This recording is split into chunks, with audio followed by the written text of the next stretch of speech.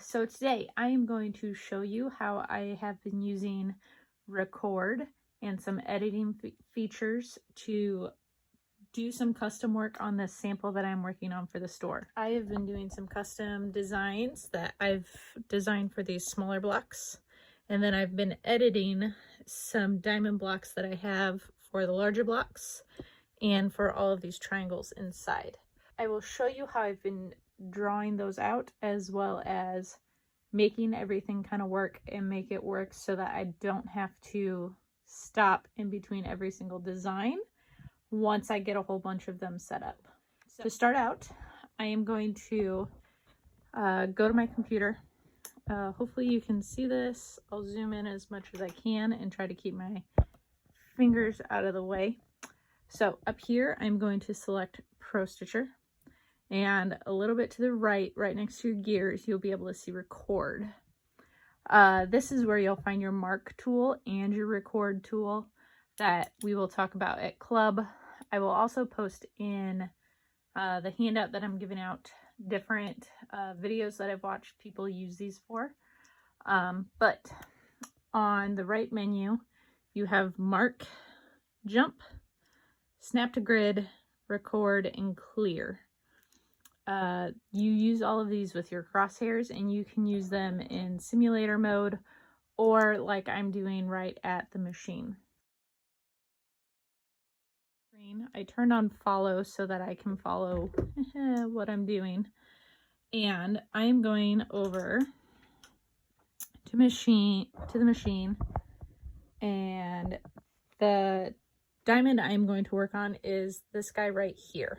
And just because of the way this one is set up with the different, one going this way, one going this way, and kind of going clockwise around my block, I have found it easier to just design it for each spoke of the star and then making them fit. As you can kind of see, this guy is already done, and I've just made him fit within this block after I drew it in a different block. So I'm going to draw this again for you and show you how I did it with Record. Now, because of the kind of jewel design that I'm figuring out, I grabbed my ruler and my Fix-On pen so that I can make some lines on my design for me. So first off, I did a horizontal line between my 2 points. You guys might realize how much I sing while I work now. I have a horizontal line drawn in, connecting the two edges of my diamond. And I'm going to draw a mark. Make sure I do it the same as my last ones.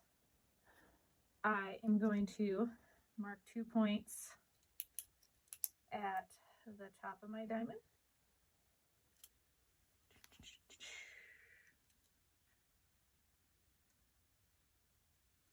And I'm going to mark some points on my horizontal line.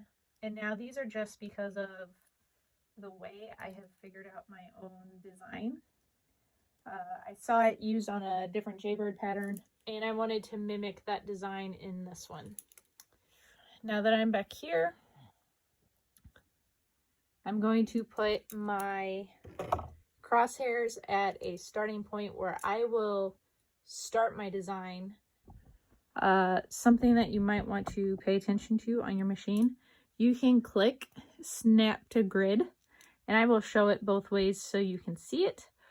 But in Snap to Grid, it will put your marks on the nearest 1/4 inch. So you can see my crosshairs are off of that 1/4 inch line, but my mark became on that 1/4 inch line. And because of this design, I don't want that. So I'm going to clear that dot, but I'm also going to turn Snap to Grid back off. Now, hopefully you can see this from this far away while I do all of my marking.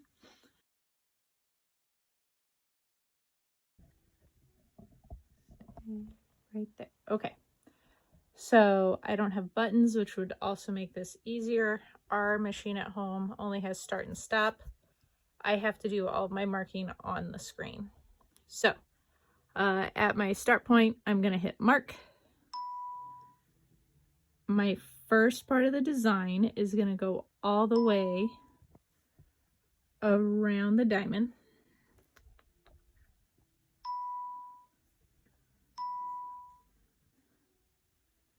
And right now on the screen, if you can see it, my final line, final mark, I tried to line it up with my start point.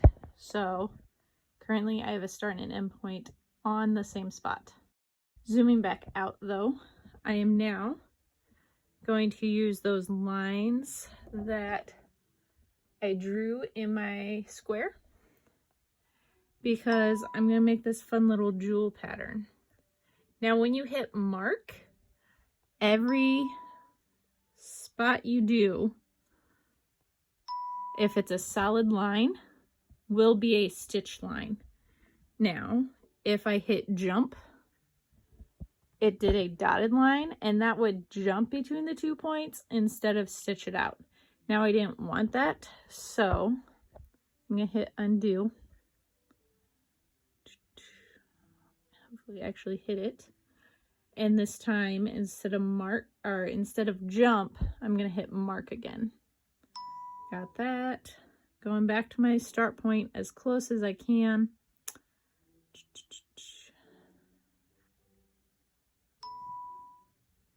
And now I'm doing the other side. Hopefully you can kind of see this cute kind of gem-like design that I'm working on. Again, I saw it in someone posted a picture of a jaybird pattern that they had quilted, and it had a bunch of diamonds in there that they did this design to kind of make them look jewelish. And back to the end.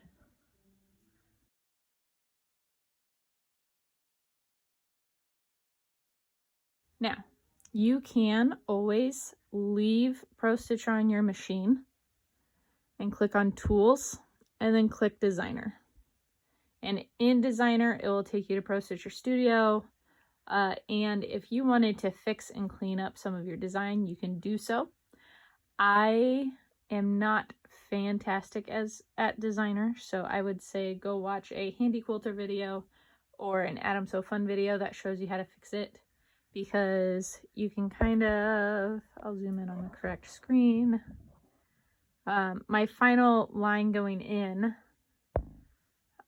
did not kind of meet all of the specifications or correct angles that I would like, so I could go within Designer and fix that, and it would be somewhere in Modify. You have to turn on your points and you drag it to where you want.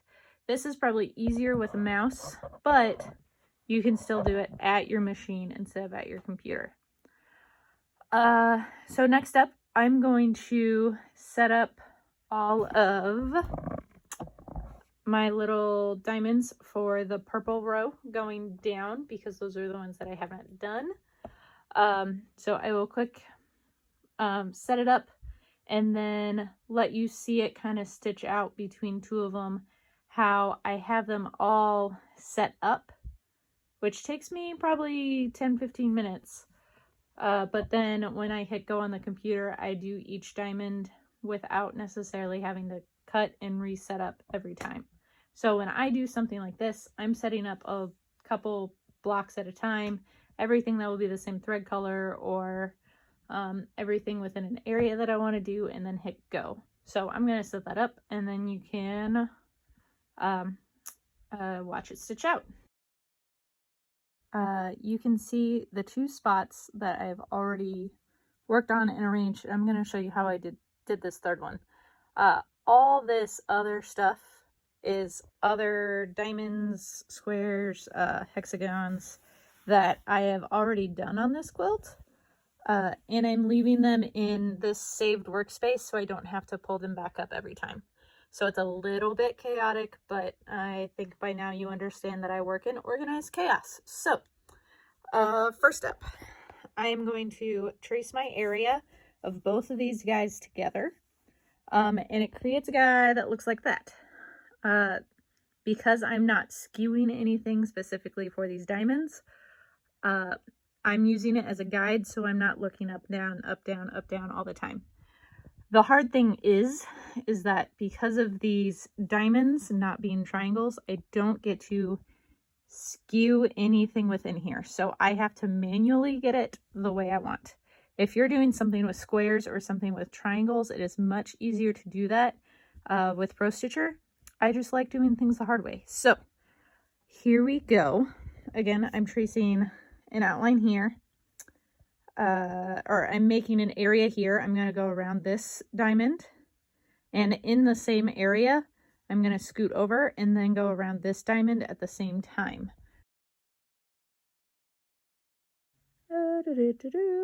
I'm clearing my old area, and then we're gonna start a new multi-point. So 1,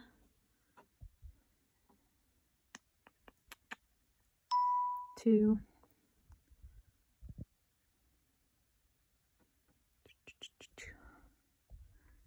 I want these to be as precise as I can, and my little laser light is helping. 3. I don't know which angle to hold the camera at either, because you couldn't see both what I was doing on the machine and on the quilt when I left you on the camera stand.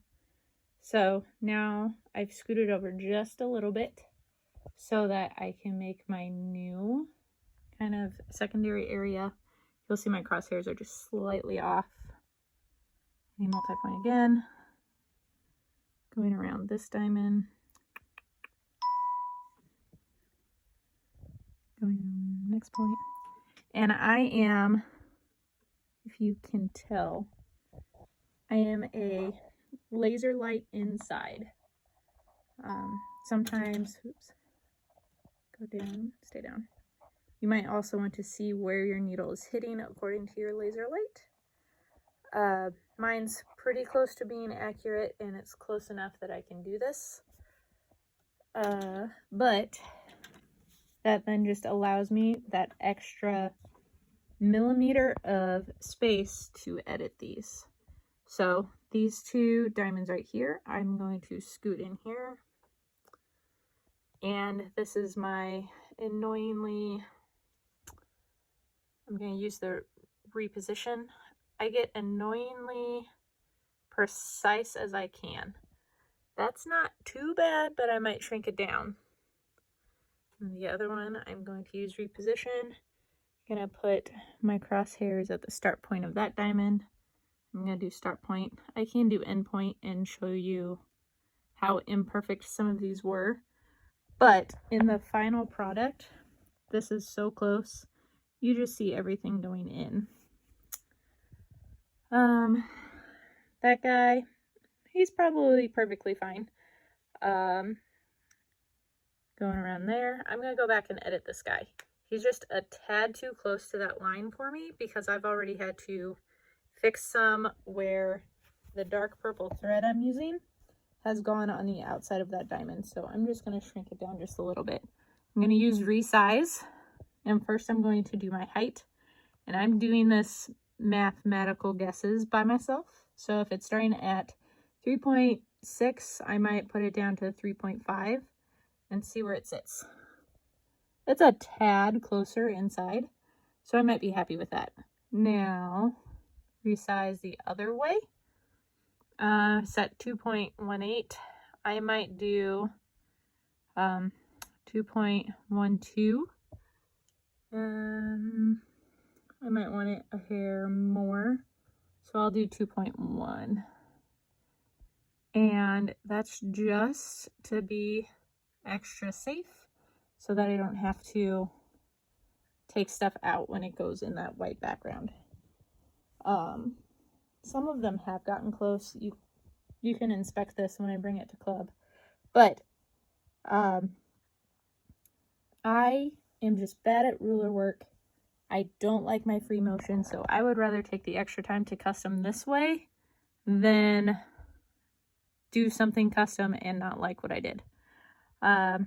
So now I'm in reposition and I'm just using my nudge arrows until I'm happy with it, which I think I might be happy with it now. Again, zoom in as far as you want to see where things are lining up. And you can also kind of use your machine in your crosshairs to see if you like where stuff is going to be. I think I'm happy, so I'm zooming back out. I can leave all this here. I don't have to baseline, but I'm going to because I can. Now I'm only doing these 3 guys at the bottom. Okay, so I am going to start with my guy the furthest to the left and work around. Just the way this section is, it's a little too far for a jump. So I'm going to sew this guy, cut my threads, sew this guy, cut my threads. He's going to go over here, sew, cut, sew, and do these 6 diamonds all in one time at the machine. So I'm on Prostitcher. I have start, pull up, and end all turned on. Now on my guys in the middle, because I did a bunch of them at once, between this diamond and this diamond, I had turned off tying off, and then when it got done with diamond 1, it paused there and waited for directions. It actually paused down here with the way the design goes. And then I did 2 stitches to get myself close to my new start point. And then on here, I turned off these, but turned end back on, so that when it finished here, it tied off, because our machine here at home doesn't have enough to do all of them at once. So I did my top 4 and then I did my bottom 2 on a second pass. So here we go. We want this on, end. If I wanted to, I could turn on trace bounds, and not trace bounds, trace area. And the one that has the area, it would draw stitches there. That's how that button is used. If you wanted to stitch in the ditch, if I wanted to stitch in the ditch this diamond and then have my swirly feather that is drawn in it, do that way, that's how I would do that. I'm just not doing that on this quilt. So here we go. Okay, so you have to be back on the camera mount because I need 2 hands. Here we go.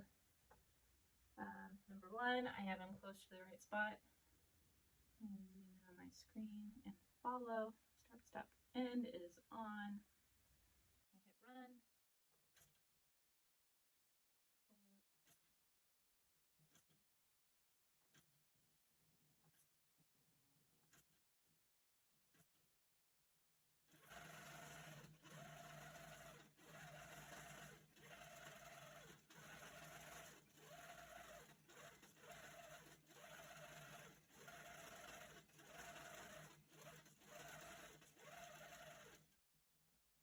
It's going to tie off.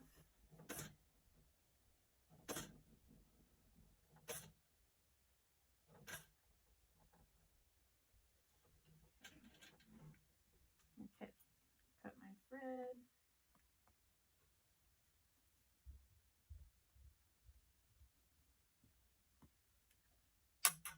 And then go over and start my next one.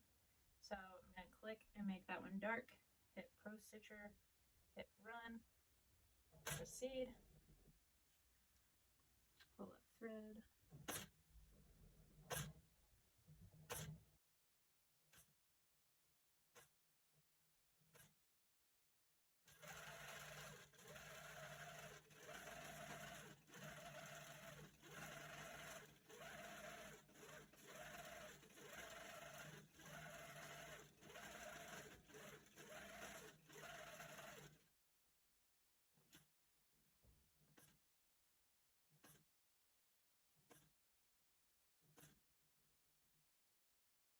okay, now it's a little bit longer of a jump, pull it up, cut my thread, select the next guy I would like to sew or stitch. Okay, I have a couple extra threads on the quilt I need to clean up. I'm close to the right area, so I'll hit Prostitcher, run. And this is how you'll keep proceeding for all of the areas that you've designed at once. I'm designing it as I have that color thread in. I grabbed thread for the same color throughout. I grabbed thread that coordinated with each block on the quilt. So this one's dark purple. I have teal for in here. I have pink for in here. And that's all I did.